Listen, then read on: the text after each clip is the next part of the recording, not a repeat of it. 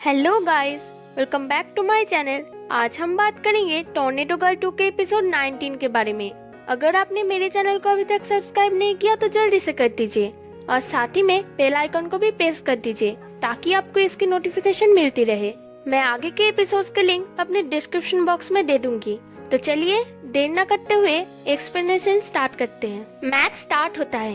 पहले ही आनयांग Songbai Hall के पास एक डिसएडवांटेज थी क्योंकि उन लोगों के पास 2 मेल ओपोनेंट थे और आनयांग सोंगबाई हॉल के पास 2 फीमेल ओपोनेंट थी। मैच के स्टार्टिंग में ही Shin Songbai Hall white crane's wing position लेते हैं। तभी शांगान उन लोगों को ऑर्डर देता है साउथ ईस्ट अटैक वेस्ट करने के लिए। इसका मतलब है शाओविंग उन लोगों के ऊपर गिरेगी ताकि उन लोगों की पोजीशन खराब हो जाए। तभी बाई शाओ और ई फेंग उस फीमेल ओपोनेंट को मैट के बाहर निकाल देगी और यही होता है। वो लोग फीमेल ओपोनेंट को मार के मैट के बाहर निकाल देते हैं और उन लोगों को 1 पॉइंट मिल जाते हैं। शांगान के ऑर्डर से ई फेंग फेयू के साथ लड़ रहा था और हमारे 2 लड़कियां यानी कि शाओविंग और बाई शाओ ये चोंग जैसे बड़े आदमी से लड़ रहे थे।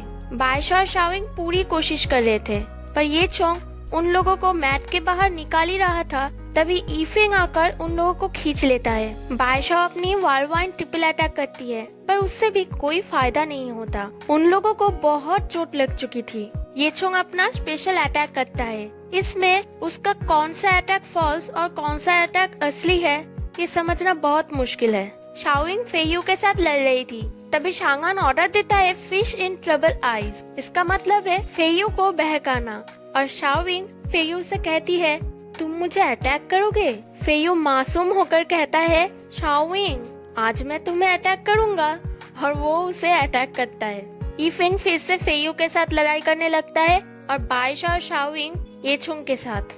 बाई शाओ और शाओविंग इतना मार खा रहे थे कि उन लोगों के पास कुछ भी नहीं था एचोंग को हराने के लिए। सब लोग शांगान को कुछ करने के लिए कहते हैं। बाई शाओ और शाओविंग भी शांगान की तरफ देख रहे थे। शांगान कहता है तुम लोग अपना समय बढ़ा के उसे थकाओ पर इससे भी कुछ फायदा नहीं होता। ये चोंग और फेयू फिर से व्हाइट क्रेन्स विंग पोजीशन लेते हैं और फेयू जाकर उन तीनों को एक साथ अटैक करता है जिससे वो तीनों गिर जाते हैं। तभी शांगान शाओविंग के नाम लेकर पुकारता है और शाओविंग समझ जाती है कि शांगान ने उसे जो करने के लिए कहा था वो करने का वक्त आ गया है और वो फेयू के पास जाती है। फेयू उसे अटैक करने ही वाला था।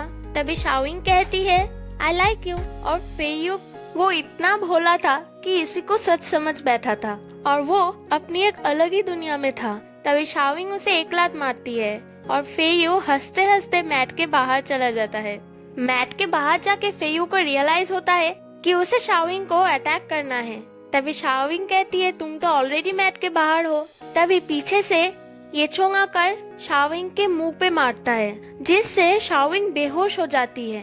अब ये चोंग के साथ बाई शाओ और ईफेंग लड़ रहे थे पर उसका कुछ भी फायदा नहीं होता है। वो लोग बहुत मार खाते हैं पर ये चीज मुझे बहुत अच्छी लगी। वो लोग गिर रहे थे पर फिर भी गिव अप नहीं कर रहे थे। उन लोगों को बहुत चोट लग रही थी। वो लोग जानते थे कि वो अब नहीं जीत सकते फिर भी उन लोगों के मन में इतने ताकत थे कि उन लोगों ने बिल्कुल भी गिव अप नहीं किया।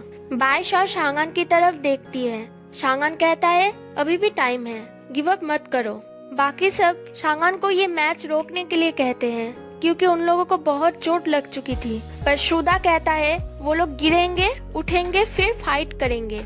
ये चोंग ईफेंग को मैट के बाहर फेंक देता है। अब इन लोगों के पास बिल्कुल भी उम्मीद नहीं थी। बाई शाओ अकेले ही ये चोंग के साथ लड़ रही थी।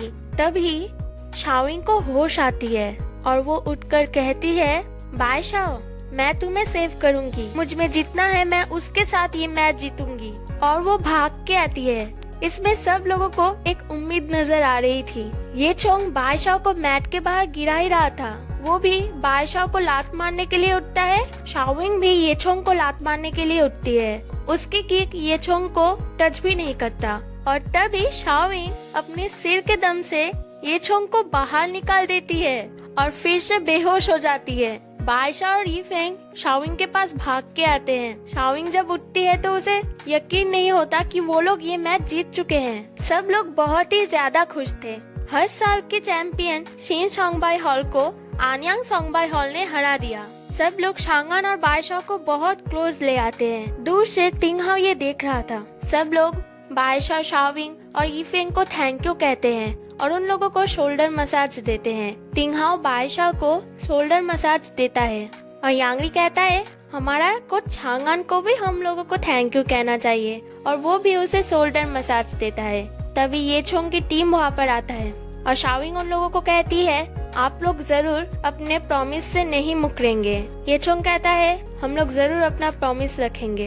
होटल में जाके यीफेंग शाओविंग की फेस देखना चाहता था। शाओविंग अपने आप से चादर हटा ही नहीं रही थी। यीफेंग कह रहा था मेरे फेस में भी पांडा आई है, मैं तुम्हारी भी देखना चाहता हूँ। वो यीफेंग से प्रॉमिस लेती है कि वो नहीं हंसेगा। यीफेंग कहता है मैं नहीं हंसूंगा, तुम दिखाओ तो। शाओविंग डर डर के दिखाती है और यीफेंग कहता है वाव और वो एक स्माइल देता है। शाओविंग नाराज हो जाती है और कहती है तुमने कहा था तुम नहीं हंसोगे। यीफेंग कहता है तुम बहुत सुंदर लग रही हो इसलिए मैं स्माइल दे रहा हूँ। शाओविंग कहती है झूठ मत बोलो, मैं पहले ही सुंदर लग रही थी। यीफेंग कहता है आज तुम सबसे ज्यादा सुंदर हो, क्योंकि अगर तुम नहीं होती तो हमारा सॉन्गबाई हॉल नहीं बचता, इसलिए तुम मेरी क्वीन हो। सच में अगर शाओविंग नहीं होती तो इन लोगों को सॉन्गबाई हॉल हमेशा के लिए खोना पड़ता और ये दोनों एक दूसरे के साथ मस्ती करने लगते हैं। बायशाओ के पास शांगन आता है उसकी इंजरी पे दवाई लगाने। तभी टीवी पे उन लोगों की किस आती है जिसे देखकर बायशाओ शांगन के प्रपोज के बारे में सोचती है और वो अनकंफर्टेबल हो जाती है। टिंगहाओ सब कुछ बाहर खड़े होके देख रहा था। शांगन उसे दवाई लगाने जाता है तो बायशाओ खुद लगाने लगती है। ये देखकर टिंगहाओ स्माइल लेता है। जब शांगन वहाँ से जा रहा था तो टिंगहाओ उसे कहता है सॉरी, मैं तुम लोगों को गलत समझा था। तुम लोग उस कंपटीशन में गए थे ताकि सब लोगों की होटल की फीस भर सको और ये किस जो तुमने किया है वो फॉरेन कंट्री में ग्रीटिंग्स माना जाता है। शांगन वहाँ से चला जाता है। बायशाओ टिंगहाओ को एक बात कहने के लिए बुलाई थी। टिंगहाओ इससे बहुत खुश होता है कि अब वो दोनों एक कपल है और बायशाओ उससे मिलना चाहती है। टिंगहाओ बायशाओ को एक स्टोरी सुनाकर समझाता है कि मैं भी तुम्हारे हार्ट को धीरे धीरे मेल्ट करूंगा। तभी टीवी पे फिर से वो किस आता है। टिंगहाओ ये देखकर कहता है मैंने पहले जब ये देखा था तो मैंने शांगन के साथ फाइट किया था, पर अब मैं जान चुका हूँ। बायशाओ कहती है आप क्या जान गए हैं? टिंगहाओ कहता है मैंने देखा था तुमने शांगन को दवाई लगाने से रिजेक्ट कर दिया था, इसलिए मैं समझ चुका हूँ तुम्हारे और कोच शांगन के बीच में कुछ भी नहीं है। बायशाओ कहती है वो मेरे कोच हैं और वो टिंगहाओ से उन लोगों की 3 मंथ्स की डेट को एंड करने के लिए कहती है। हम दोनों के बीच में स्टार्टिंग से कुछ भी नहीं था, क्योंकि मेरे दिल में आपके लिए कोई भी फीलिंग्स नहीं है, इससे आपको ही हर्ट होगा।